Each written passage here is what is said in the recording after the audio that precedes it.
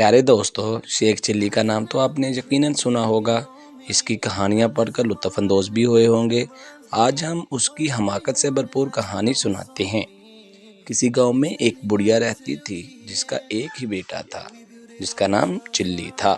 وہ بہت کام چور، بیوقوف، سست اور کاہل تھا۔ اسے بس ایک ہی کام آتا تھا، شیخی بگاڑنے کا۔ جہاں چند لوگوں کو اکٹھے بیٹھا دیکھتا، ان کے قریب جا کر خود بھی بیٹھ جاتا اور انہیں گفتگو کا موقع نہیں دیتا، اور خود اپنے جھوٹے سچے کارنامے بیان کرنے لگتا۔ گاؤں کے لوگ اس کی اس عادت سے بہت تنگ تھے۔ اس کا نام ہی شیخ چلی رکھ دیا گیا۔ وہ اپنے نام کی طرح بڑے بڑے خیالی منصوبے بناتا، لیکن کسی پر عمل نہیں کرتا۔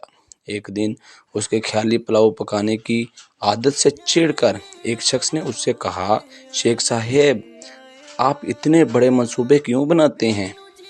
آپ نے ایک ہفتے بعد اس دنیا سے کوچ کر جانا ہے، اپنی موت کا خیال کریں۔ یہ سننا تھا کہ بیوقوف شیخ چلی کو ایک ہفتے بعد اپنی موت کا یقین ہو گیا۔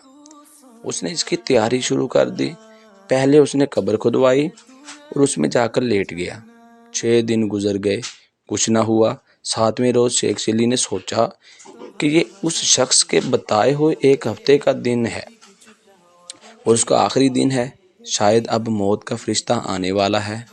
وہ یہ سوچ ہی رہا تھا کہ اس کے کان میں آواز پڑی، اگر کوئی اللہ کا نیک بندہ انڈے کی ٹوکری میرے گھر پہنچاتے تو میں اسے اجرت میں ایک اشرفی دوں گا۔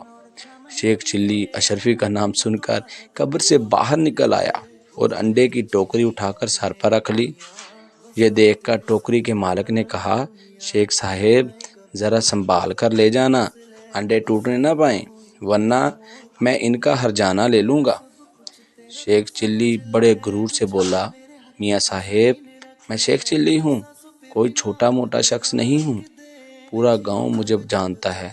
یہ کہہ کر وہ انڈے کی ٹوکری لے کر چل پڑا۔ خیالی پلاؤ پکانے کی تو عادت تھی ہی۔ سر پر انڈوں کی ٹوکری رکھ کر رستے پر چلنے لگا تو اس کی ذہنی روح بہک گئی اور لگا خیالی پلاؤ پکانے۔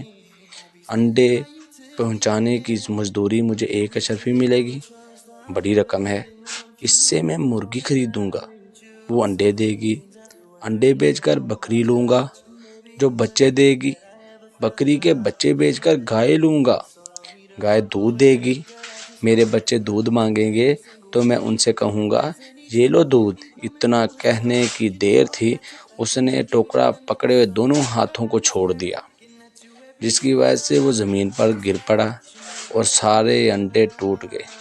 انڈے کے مالک نے جب یہ منظر دیکھا تو وہ آہو بکا کرنے لگا، ہائے میرے انڈے۔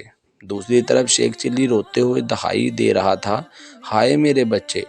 دونوں کی آہوزاری سن کر لوگ جمع ہو گئے اور شیخ چلی کی بات سن کر اسے باور کروایا کہ تمہاری تو شادی بھی نہیں ہوئی، بچے کہاں سے آ گئے جو تم رو رہے ہو؟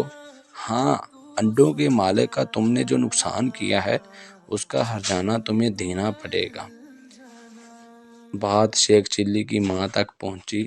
اس نے وہاں آ کر ہرجانے کی رقم ادا کر کے شیخ چلی کی جان چھڑوائی۔